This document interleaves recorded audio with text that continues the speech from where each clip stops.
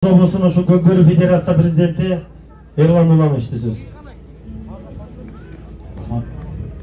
Assalamu alaikum. Урматтуу Талас облусунун тургундары, урматтуу Көкбөрү сүйүүчүлөр жана балбан билек биздин баатырлар. Баарыңыздарды бүгүн Көкбөрү майрамы менен куттуктап кетмекчимин.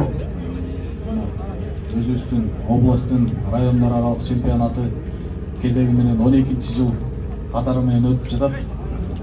Бул мелдештин маанилүүлүгүн белгилебей кетпесем болбойт.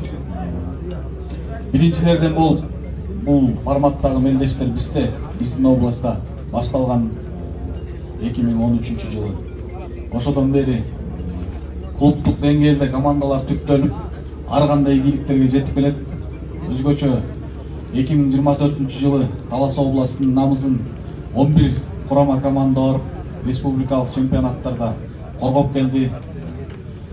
Бийик ийгиликтерди жараттык деп ишенем.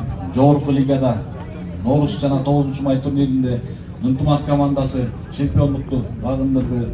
Андан тышкары Талас командасы 9-май жеңиш кубогунун 1-лиганын чемпиону болуп, Талас областынан түптөлгөн курам Кыргыз Республикасынын намысын коргоп, 5-дүйнөлүк көчмөндөр оюндарында ийгиликтүү кайтып келдик.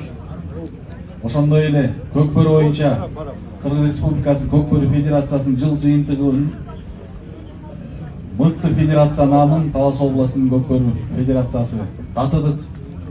Бул баарыңыздардын салымыңыздар зор бул иштерге.